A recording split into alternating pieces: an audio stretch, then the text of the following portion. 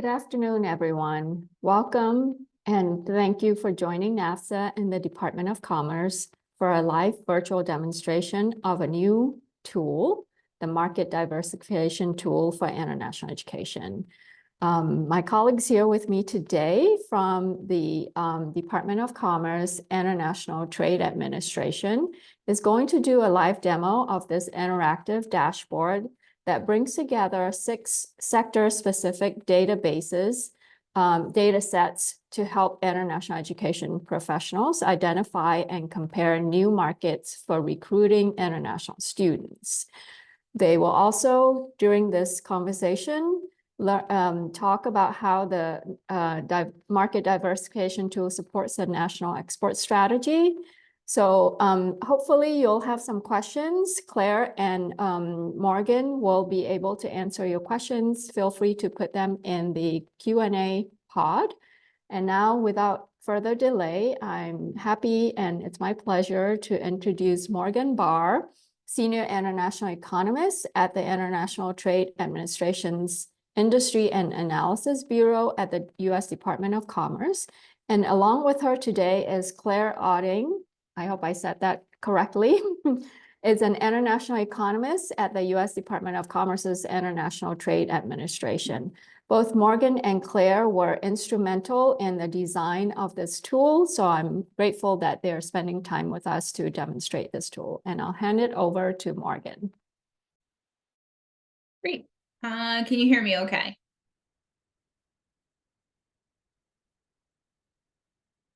Yes. Yes. Okay. Fantastic. So I will start and then I'm going to turn it over to Claire to do the live demo. So Claire and I and our 2 other colleagues who are on the call are economists in the International Trade Administration's Industry and Analysis Bureau, which contains ITA's industry experts and then the cross-sectoral data and analysis shop where we work. So I just want to say from the very beginning, a key part of developing this tool was working with our resident education industry expert, Rachel Allereed, who is also on the call today. We could not have done this without her expertise. We are not education people. We do cross-sectoral work on lots of different industries. And as economists, we do a lot of analysis involving huge data sets, transforming, combining that data into accessible information for our clients. And the Market Diversification Tool for International Education is really a data-driven, it's an interactive dashboard that's designed to help you as education service exporters identify and explore potential new markets. And we hope that it'll be helpful for you and another tool in your toolbox when you are making plans on where to recruit international students. So today we're going to give some background on the tool, introduce the different data sources that are in it, and then we'll do a live demo discussing how to navigate the tool and going through an example use case. And then we'll talk about some additional resources have on the website, and then Claire and I will be happy to answer any questions you might have. So back in 2018, a little over 5 years ago, we released the Market Diversification Tool for Goods, which uses an exporter's current export patterns to make recommendations on additional export markets for them to consider. And since then, we've often been asked for a similar tool for exporters. And with the Market Diversification Tool for Services, we're bringing together a lot of different data sets that are usually made for purposes other than market research and selection. We curate this data to make it meaningful and digestible to our intended users, and then we present it in ways that are useful for answering the very specific questions about identifying and comparing potential markets. Then we let the user view the data from different perspectives, so you can look at big markets, but also markets that are growing in different ways, or you can focus on a specific region. And the International Education Tool is the first of this series of market diversification tools for services that we have released. The goal is ultimately to help you narrow your focus down to a subset of markets and then direct you to other resources that we have in the International Trade Administration that can help you make decisions. So Educational exports are exported in different ways. Actually, I mean, education services. So your organization might export education services by providing classes online to students in other countries. You might send educators to teach students abroad, or you might have international students come study at your institution in the United States. This seems like the most common scenario. If you open a campus, a branch, or other commercial presence in another country, that's technically not an export, and that's complicated econ speak involving balance of payments and stuff, but the tool can still be useful for exploring new markets. So the tool brings together 6 data sets. Each of them are trying to add a unique context to the picture, different facets. The first data set shows the value of education exports by country. Then we have data on the policies and regulations that can affect services trade in a market. We have data on the number of international students studying in the United States. There's data on student entries to the United States by visa type. Data on the flows of tertiary students globally. And there's some demographic and income data to round that out. So the first data set is US export data, and this comes from the Bureau of Economic Analysis, or BEA, which is another agency within the Department of Commerce where we are. And this is specifically coming from their international trade and investment statistics on US trade and services data. And the important thing to know about this data is that it is broken down into 2 categories, which are 2 essentially different types of services. The first, which is the bulk of US exports, falls under personal travel services. And this is going to cover any expenditures by foreign students who come to the US to study. So that's where personal travel comes in.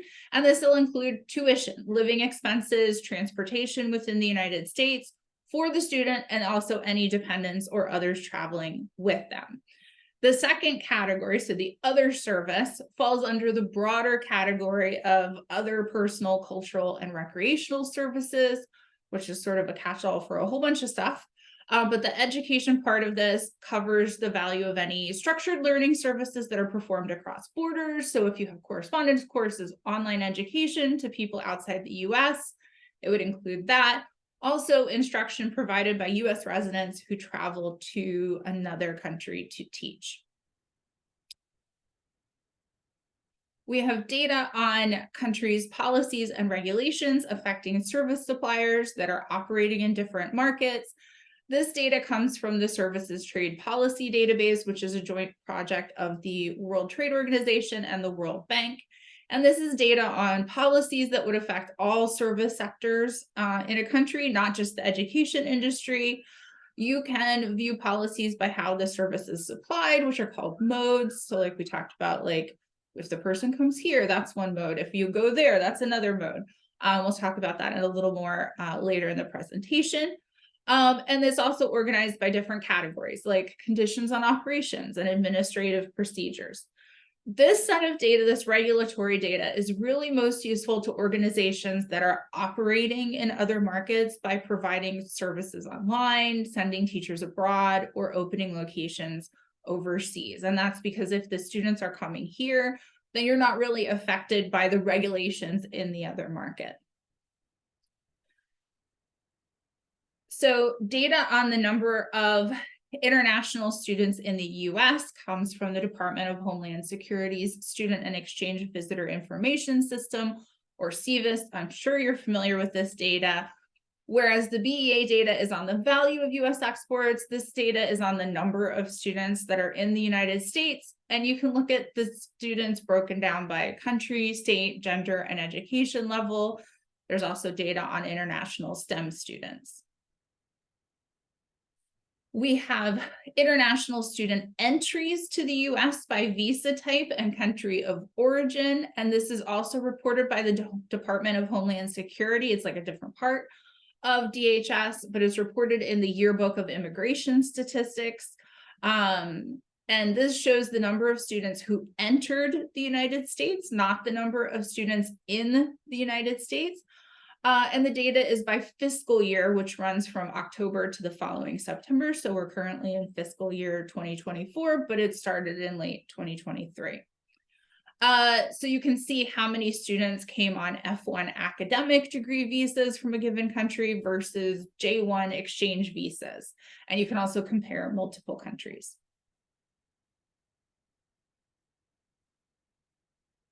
For trends on the number of international students globally, we use the United Nations Educational, Scientific, and Cultural Organization, or UNESCO, data on international student mobility. This measures the number of individuals who cross international borders for college level and above education. So unlike the other data sets in the tool, this allows you to look at who the US is competing with for students. And you can look at things from a destination perspective, so what countries are attracting the most students, or you can view the data from an origin perspective, what countries are sending the most students abroad. There's also demographic and income data from the World Bank's World Development Indicators. This helps provide context to some of the data found elsewhere in the tool to help determine the number of potential students in each market. And this includes data on a market's population, the number of people in key age groups more likely to be students. There's also education data on the percentage of the market's population having different advanced degrees. And there's some income and income inequality statistics to help you determine how many students might be able to afford to come to the US. So now I'm going to turn things over to Claire for the demo. Thanks, Morgan. So this is the address to go to. Hold on, one comment. Okay. This is the link to the tool. I think it's also in the chat. So if you want to click it and follow along, feel free to do so. This is the page that you'll land on. So it has some information about the data sets, but then the actual tool is here in this box. I'm going to make it full screen so we can see everything. And first I'm going to go through how to navigate the tool and talk about that a little bit, and then we'll actually walk through an example use case. So when you open it up, the first thing you'll see is this disclaimer. So you could just click on the X, that'll go away. And then here we are on the home page.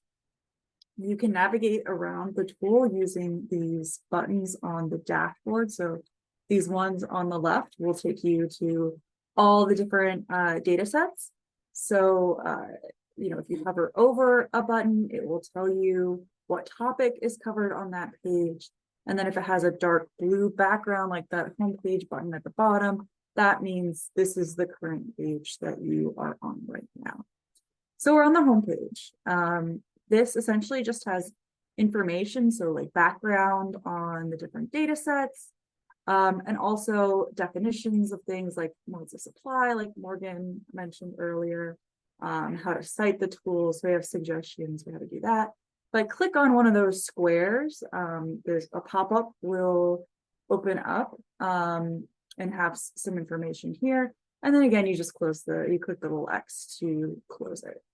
So now let's go to one of the data pages, and the way we're going to do that is these buttons on the left, and I'll go to the compare trade for multiple countries page.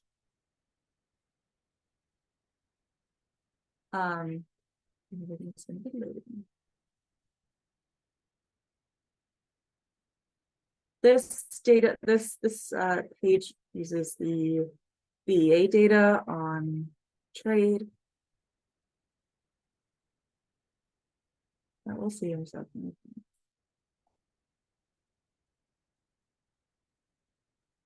Sorry, we have slow internet in the office. I'm in the building, which is always a problem. We're in the office today, and that's why it's taking a little bit to load, especially with the bandwidth used for the video call. Yes. Is there anything in the chat that maybe I can talk about while we wait? Not yet. Okay.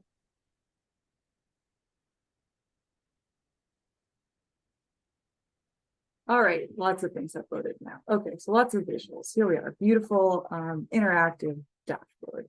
I want to point out first of all, that in case you ever get lost navigating on a page, if you click this question mark all the way at the very top, this overlay is going to pop up and it'll show you where everything's located and like a really short explanation. So once it loads, like all the different names of these pages, how to export it, how to filter it. Sorry, it's going so slowly, but that's sort of what I like to think of as sort of like a cheat sheet. If you ever get totally lost on a page, you can click on the uppermost question mark and it'll have all this information. And then again, just click the X to close it. I'll note that at the very top, there's a title for this page, which describes the topic and also any selections you have made. So it's like what service or country or like whatever factor you might have currently selected. So here we're looking at exports of that category of trade that Morgan was describing, that's personal travel services.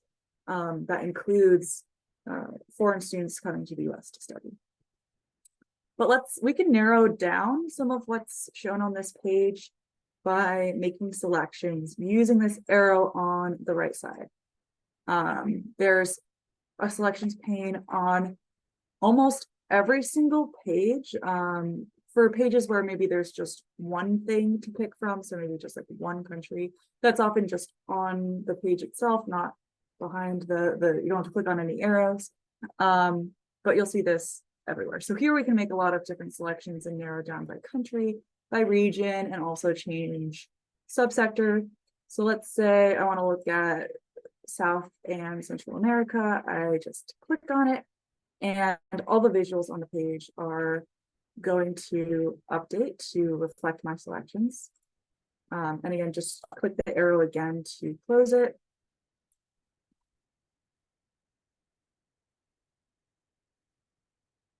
You can tell they're still learning because they have the little notey things.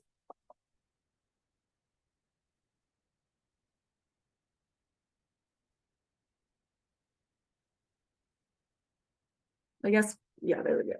Everything updated. Okay. I'll also note that you can look at the same data in different ways by clicking on these different buttons along the side, like of this table, for example, or here we can show this visual several different ways.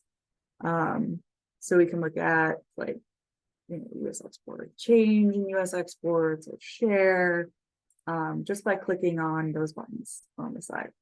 And you can tell what each table shows by hovering over the button. So now I'll hop to a different page to talk a little bit about how you navigate deeper within a single topic. So this is the CVIS data. I'll show you in more detail when I go through the example use case. But this is really nice detailed data that's broken down in lots of different ways, like Morgan was mentioning. So you can look at it by choosing a state, by choosing education level, by looking at STEM students. So in order to like accommodate that much data, we have a lot of different pages. So this shows all students studying here in the US. But maybe you want to look at education level, so you click on one of these buttons in the top right corner. That's students by education level. Whatever page you're currently on, that will have the blue background, everything else will be white.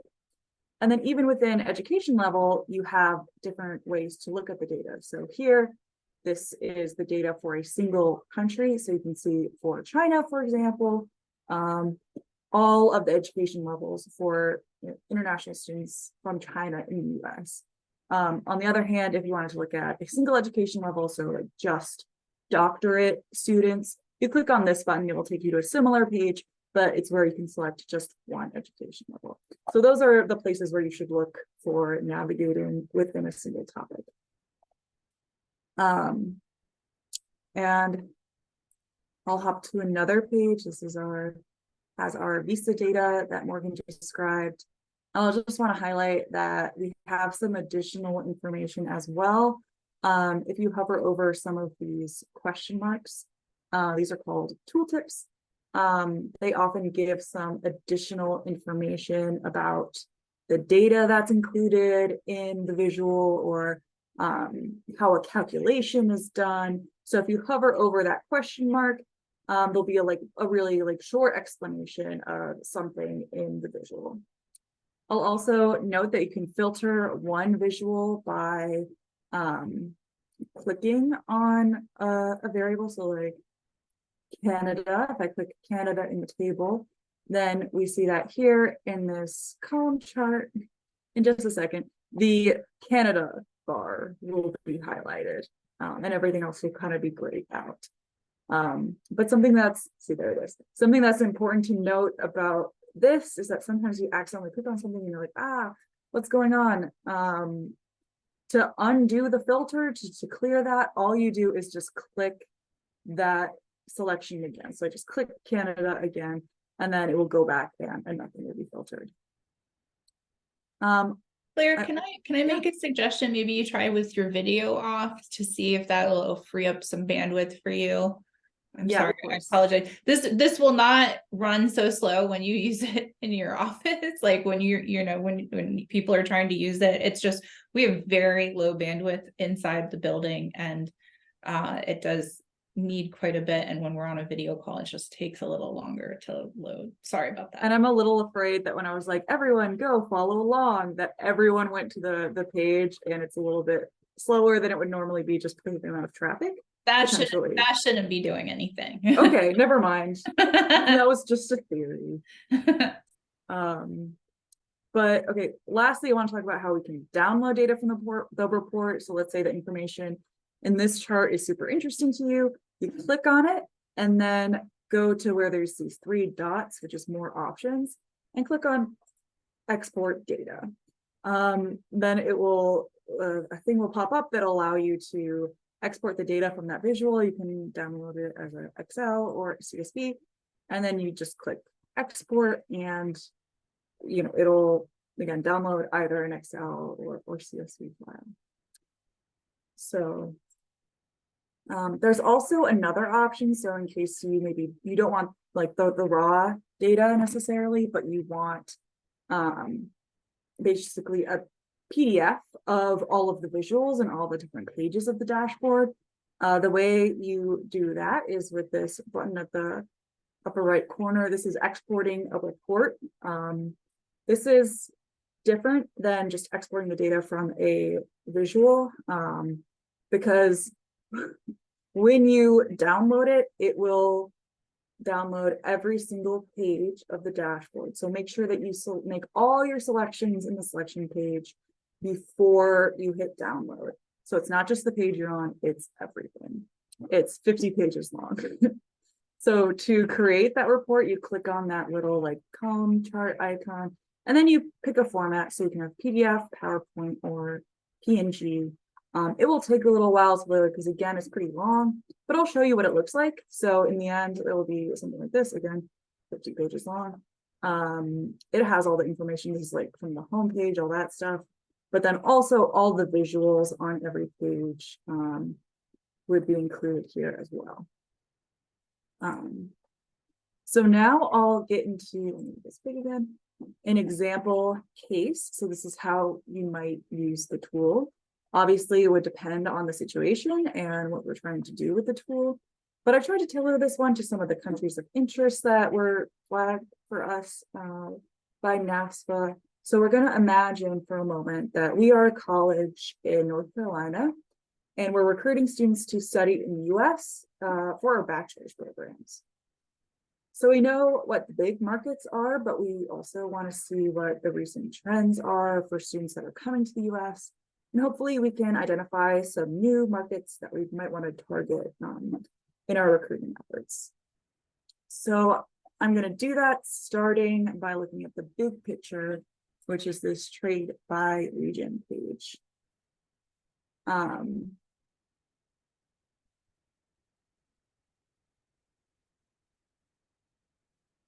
You'll see here at the top, like I mentioned before, the title will reflect whatever the page is showing you. So this is exports of, again, personal travel services. So that is students physically coming to the US, and that's exactly what we want for our example.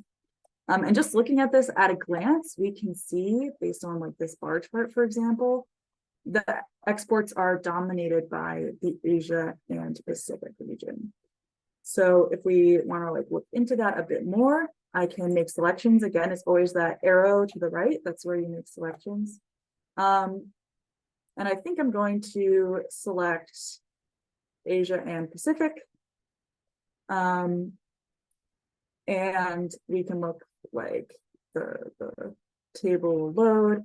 Unsurprisingly, China and India are the big markets.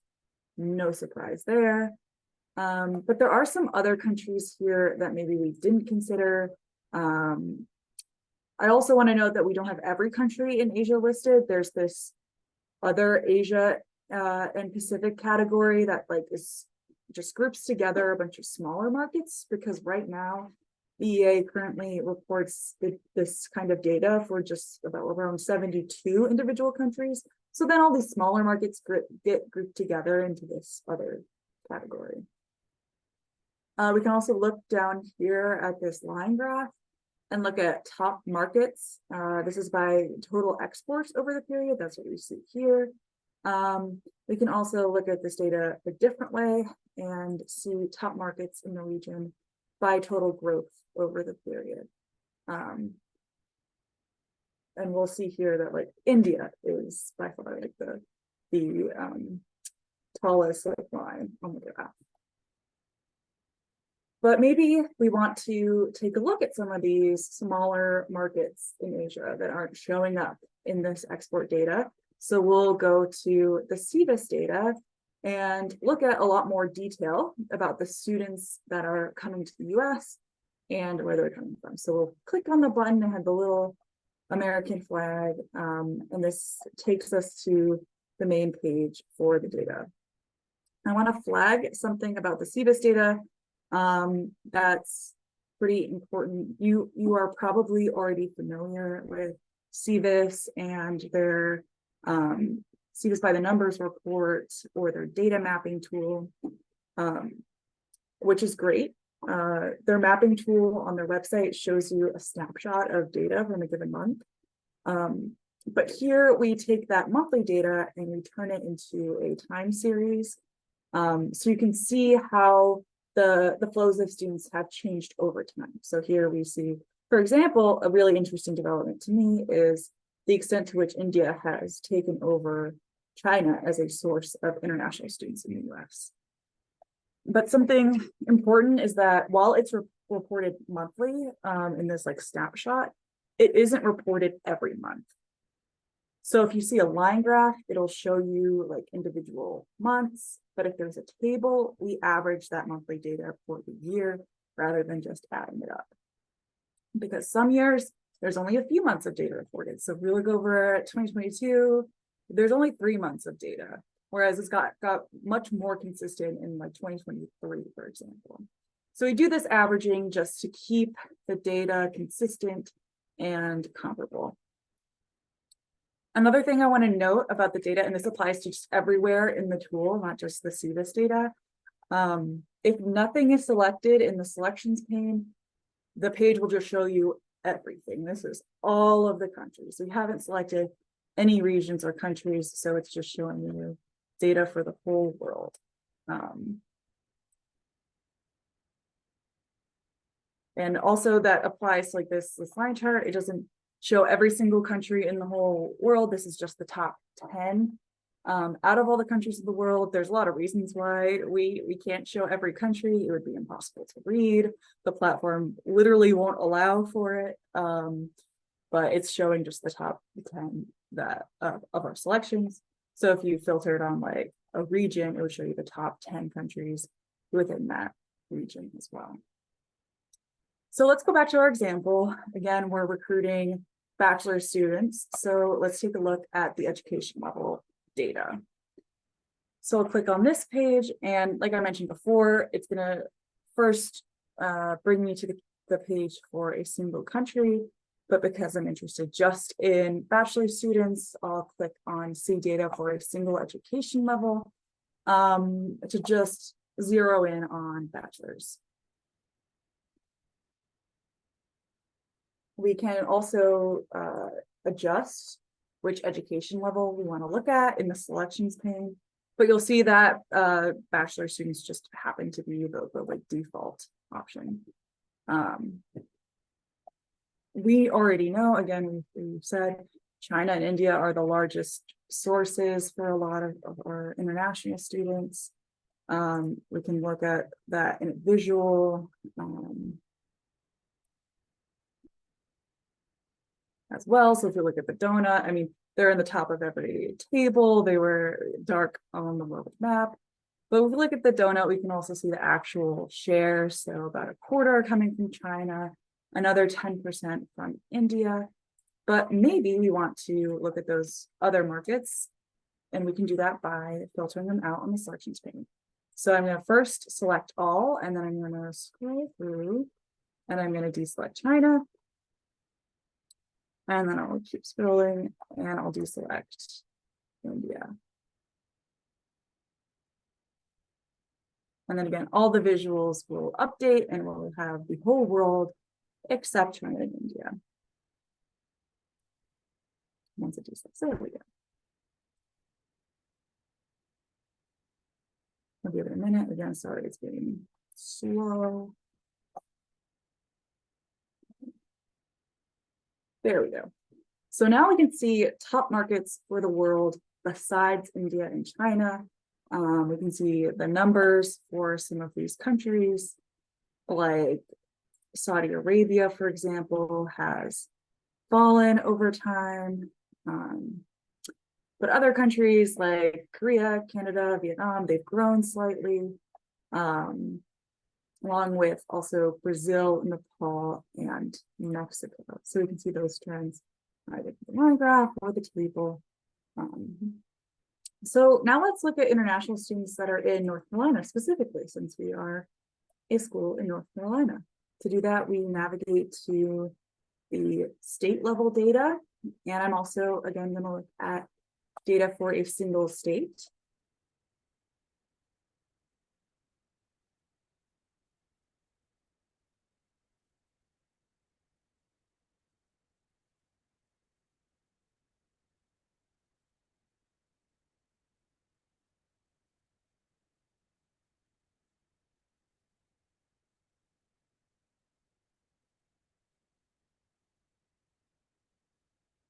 I don't know why that's equal screen. Sorry about all this. I promise it'll be smoother. And I'm going to again open up the selections pane, and I'm going to select just North Carolina, and I'm going to do the same setting as I was doing on the other page, where I look at everyone but China and India.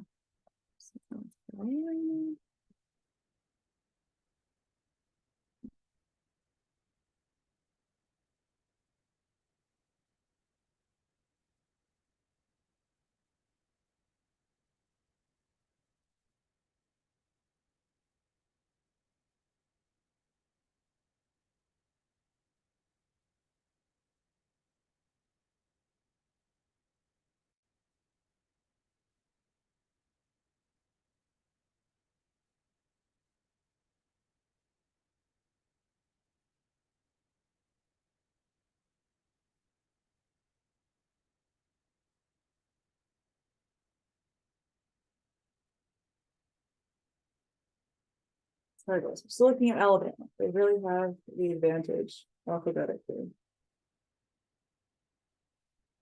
Are there any questions maybe that I could take, Morgan? So the one I was just typing out a very long answer while Yes. this is loading is sort of how would you approach the process, which is sort of what you're working through right now. Like if you're trying to focus your recruitment efforts, like where would you start? And what I was typing out was starting with sort of what your current experience is and working from there. So where are your students currently coming from? Where has your school had luck recruiting in the past? And then maybe starting with data on students in the type, like the education level that your school is in your state, seeing if there's anything different there that's popping up. Like, hey, we've been recruiting people from, X country, but I'm seeing in the data these other countries are popping up for, similar types of students. And we haven't looked there. So maybe there's something there to investigate. Yeah, that's a good strategy. There's a lot of really rich data in this tool. So it's about knowing what you're looking for and, narrowing down to, maybe just that region or those countries, or even if you're just like exploring. Again, you can do these really simple filters like, well, look at everyone but China and India, which is what we're doing here. And for, again, North Carolina, for our, jumping right back into our example, we see that the top countries are Korea, Canada, Nigeria, Brazil. The number of students from most of these countries is pretty steady, but others are going up. For example, Brazil. Something that is really important to note, it's a question we get every single time we present, is that this is data specifically on all students coming to North Carolina. So this is not bachelor students, this is all students. And unfortunately, we just don't have the breakdown of state by education level. We would love to. But it isn't published publicly by DHS in a way that's we can like pull from their website and scrape together and add to the rest of our data. Just unfortunately, I think that a big reason for that is just that it'd be a really large data set when you're getting that granular, and you can identify like the one Armenian student from who's studying in Hawaii and pursuing a doctorate, and she's female. That's a lot of information. So if you have that many like rows of data, it just gets really huge. But you can get some additional detail around that level through their mapping tool on DHS's see this website. So if you want to see bachelor's degree students in North Carolina for a single month, for a given month, so like January 2024, you can do that there. But jumping back into our example, like we're interested in Brazil. It looks like it's growing pretty steadily. So let's look a little bit more closely at it. Another data set we can pull in at this step, now that we have a country in mind, is the visa data. So we can look at the type of visas on which Brazilian students are entering the US. We clicked on that little passport button, and I'm going to choose single country since we only care about Brazil right now. And I'll choose Brazil from this slicer on the page. I'll also note something about this data that is a significant disclaimer, which is this counts student entries to the United States, not number of students. So these are events. These are moments in time. This is something happening at a border. A person is entering the country. It's not a count of a unique individual. So if you leave the country and come back several times within a fiscal year, that single person will be counted several times.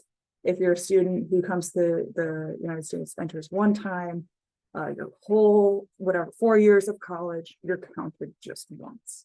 So that's a caveat I like to give just to distinguish this from the CVIS data. They are different in that way, even though they're both coming from DHS. But again, back to our example, we're looking at Brazil, and we see that there are more entries on that F1 academic visa than exchange visas, but numbers are high for both. And the number of visa entries has rebounded since the pandemic, but is still lower than it was in fiscal year 2019 for both the F1 and J1 visas. Now we can take a look at where else in the world Brazilian students are studying by looking at the UNESCO data, which is represented by that little globe icon with the plane. This is international flows of tertiary students. So that includes bachelor students. If I go to single origin, this is where I can look at flows of students who originate from Brazil, very specifically, and see where they're going globally. So I'm on single origin page and also see data for selected destination countries. This data is bilateral between two markets. So you can select both country of origin and destination countries. But I'm not going to choose any destination countries because I want to see all destinations. I want to see where Brazilians are going all around the world. So I'll click Brazil, and then while that loads, I want to note something about this data. It's reported by the destination country, and not all countries report data. So, for example, China doesn't report data, so we don't have really any visibility into the students who are studying there. So that data also isn't included in the global totals for country of origin. Also, not all countries report every year. So for example, the United States didn't report data in 2019, and not all countries are super up to date on the reporting. The data was pretty recently updated in the tool, but since there's a lag, the data we say is pretty good through 2021, but there's not yet really great data for 2022. So you'll just see some variation in the years of available data by country, and that's why. So looking at the results here, we see that Argentina, Portugal, and the United States are the top destination countries for Brazilian tertiary students. In 2019, the US was in third behind Argentina and Portugal. And about 17% of tertiary students from Brazil studying abroad in 2021 came to the US. So that's the share of origin columns. I'm trying to explain what's in each of these columns. But all in all, this data is really unique and really helpful for looking at student movement trends outside of the US to see who we're competing with for students and better understand these global trends. Really quickly, I'm cognizant of time, so Morgan, if you need to pull me off the stage with a cane or something, let me know. But I can show also the demographic data. And again, this is really useful context to some of the other data that's available in the tool. And when all this data loads, we can get an idea of how many potential students are in Brazil, how many might have the ability to afford education in the US.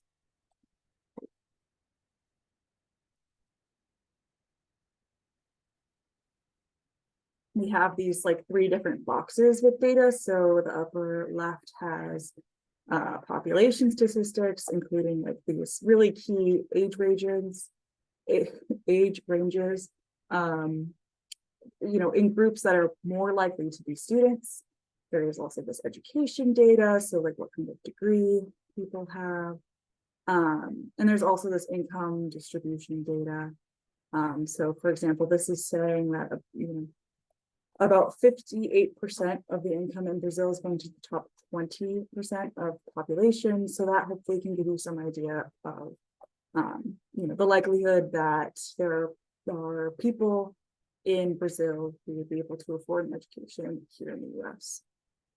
The last data set I wasn't able to show you yet in this example is the policy data. And you get to it by clicking the button that looks like a little certificate with a stamp or ribbon thing. And like Morgan said before, part of the reason I didn't include this in our example is because it's much more relevant to a situation where you are providing online services, sending teachers to teach abroad, or opening a campus over there. Because again, if the students are in the US, United States regulations apply to them, not their country of origin. But let's say we'll scrap that other example and really briefly pretend we're providing remote learning opportunities to students abroad. That's mode 1, cross-border trade. So I have that selected here. Again, there's more explanation of those different modes on the homepage. But here I'll like select a bunch of different countries that will show up. I can also choose category and subcategory, although I'll leave those as they are right now. And again, also if you get lost, there are all these little question marks that briefly explains the different kinds of modes, what the different categories mean, and also the different subcategories. And then once that all loads, it'll show you this table where each row is for a country, and it also has a list of policies, and there'll be these little yes, no responses. That's what loads. So like here, the policy is international data transfer, distinction between countries or regions. Albania, yes. Actually, all those countries, yes. But this is where you can really compare what regulations apply in which market.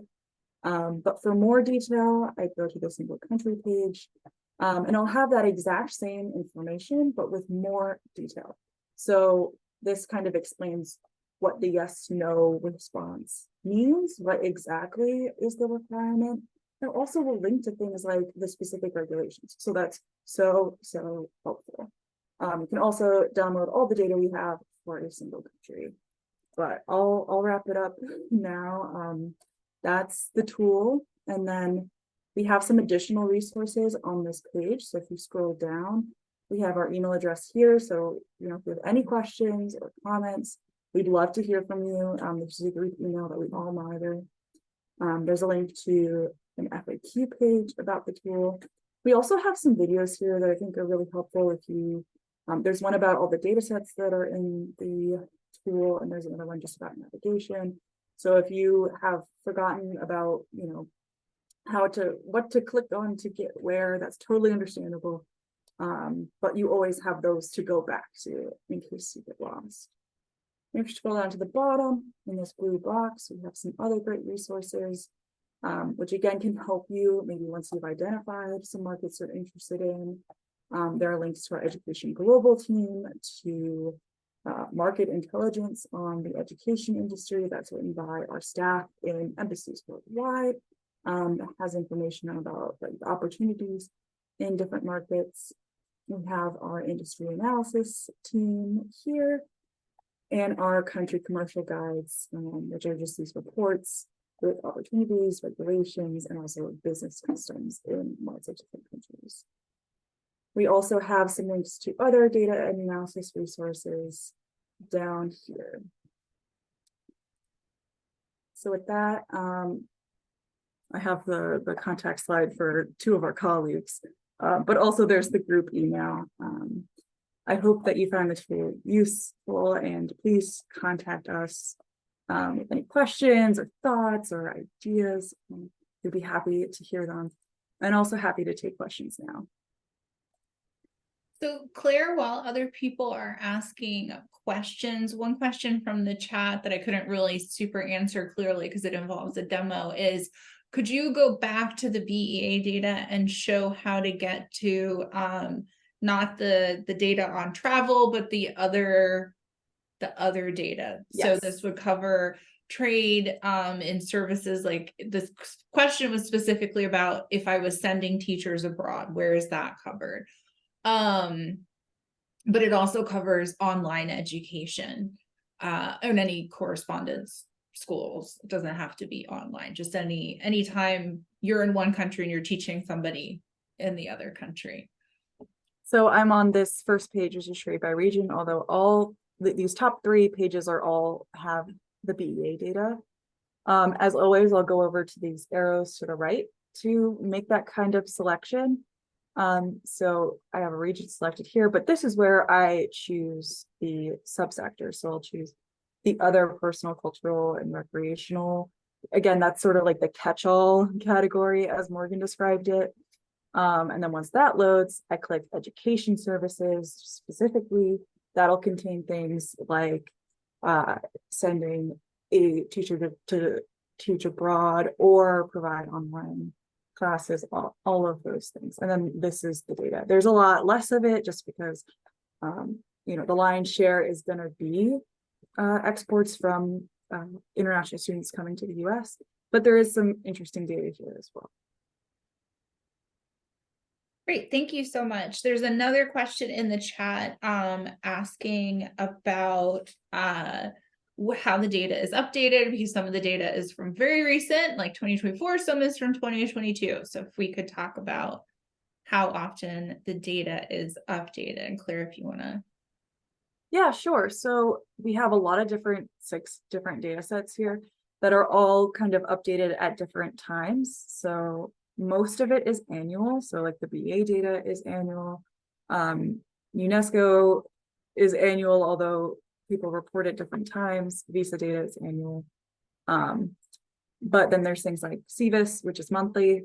Essentially what we try to do is keep the data as current as possible. So if you'll notice, I'm very proud we have January 2024 data in there already. So we're already in this new year. So that's super great. But I think a bulk of the annual updates are done towards the fall. So like BEA is usually around October. The Visa data is also around September or October.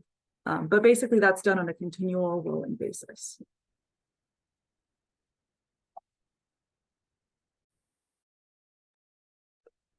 Great, and we have another question here saying, senior leadership at my institution will appreciate this data. Does anyone have advice for making this wealth of data digestible to senior leadership when some of them are not familiar with international education or the recruitment process? Which I can try to answer a little bit, but if anybody who does this has like some great tips, I think that we'd love to hear that as well. So I would say, you know, some things you can do in the tool are what Claire showed about exporting the data. You can export the data from almost any of the visuals. You can also export the full report, which, you know, is 50 pages. So if you go through and you make all the filters and you have like, if there's specific visuals that you're interested in sharing with them, those will then be in a PDF and you can crop it down and like put it in a PowerPoint or however you present it. You can just use the visual itself to show them. And there's also you can extract data points, so you can, you know, see from the data like, oh well, the number of students coming from, you know, whatever country has gone up by X% in the last year or since then, or we're seeing trends. Like one of the interesting questions when we were testing the tool was trends in other countries recruiting students that we used to, or that we have, you know, in the recent past been recruiting a lot. So for example, we were talking about students from Vietnam, and there's been a big push from South Korea to recruit students from Vietnam. And you can see that in the UNESCO data. So it can be used both to like make a point, also to rebut points. If somebody's like, well, why don't we, you know, keep pushing here, or why don't we go there? You can also use it to say, well, you know, here's actually what we're seeing in the trends. Or a lot of those students are now going to X country. You can start seeing that in the data, but open to any other, because I do not make these pitches for a living. So if anyone else has any other suggestions. Yeah, I open it up to other people, but I do just want to reiterate what the part that Morgan just said at the end there, which is that something that's really cool about the tool is you do get to size up sort of your competition. And I don't know whether it's the UK or Canada or Australia, who maybe you're competing with for international students. It's really useful to have that kind of data actually at your fingertips. Yeah, you could go into the UNESCO data and just pull up the students that are going to like the big countries we're competing against and just show those. And look at recent trends there, you know, even for one market, or you can compare several sources of students at the same time. So it's really, we wanted to make it really flexible because everybody's coming from a different starting point. Some people are like heavily recruiting in this area and heavily recruiting in this region, or like maybe you're going on a recruiting trip to South America and you want to see if you want to like stop off at another country while you're down there because it's cheaper to hit multiple countries while you're there. And the tool's meant to like really be flexible with all of those questions rather than saying like, here's just a list of countries we think are great, because it depends on what kind of school you are and what kind of programs you're offering and what department you're in, and where you're already spending your money and relationships you already have. Like you'll see schools that like have a great relationship with a particular country because somebody came from there years ago and they've like created this great relationship, and so that everybody's coming from a different starting place. So there is a question in here that I think maybe Joanne can help answer. If I want to connect with other members of the NAFSA community to discuss this wonderful tool, thank you very much, and incorporate into future NAFSA sessions, what do you recommend? Great. Thanks, Claire and Morgan, so much. I am so happy to see lots of comments in the chat about this wonderful tool. I couldn't agree more. It's amazing. It's powerful. And the beauty of it is you all have done the work of pulling all the data sets together, and we just have to test it out and play with it, right? It can be overwhelming, I will say, for me, right? You do have to take your time to go in to answer that question about senior leadership. I think you have to be very comfortable with using the tool and seeing what you want in terms of your vision and your strategy before you approach your senior leadership who may not be familiar with international education or the recruitment process. I think the big picture strategy-wise, but backing it up with data is what is really great about this tool, is that you have data sets at your fingertips that you don't have to go and look at. But if you have a strategy in mind and your vision, the data helps support that strategy and what you want to hope to accomplish in terms of the recruitment process. As far as connecting with other members of the NAFSA community, definitely. Within the knowledge community for international enrollment management, we have a virtual space, and feel free to connect there. Elena is going to put in the chat the link to the virtual space where we encourage a lot of the conversations. And certainly at the annual conference, the knowledge community has a community center where we can host these types of conversations to have discussions with your peers to see how they're using the tool, what they're using it for, and how they've helped enriched their strategies, their recruitment strategies for those things. What I also like about this is being able to research on the policy side of things, right? Where if you're doing online services or sending faculty abroad for study abroad, understanding what you're playing with on the ground in particular countries is also very helpful. So I appreciate that. But it does take time. Take your time. There's a lot of information. As Claire and Morgan both have spoken about, the data, the nice part is they do the job of updating the data sets. As soon as they come out, it's updated. You saw that CVIS data is from January 2024. That's the latest one. Other data sets may be updated annually depending on how they're being reported from those sources. Is there anything else, Claire or Morgan, that you would like to add before we wrap up the webinar? I would just reiterate, if you don't look at this for a couple months and then you go back and you're like so confused, check out the videos, but also feel free to email us. We all get that there's the email address on the page, and we get that, and we are happy to answer any questions. We want you guys to feel comfortable using the tool and working with it. Great. We're super friendly. We don't bite. We would encourage any correspondence. That I can attest to. Thank you both so much again for taking time to share with us this really wonderful, powerful tool. So check it out yourselves and feel free to email and reach out to the ITA staff. Any questions or suggestions? They love to hear feedback as well.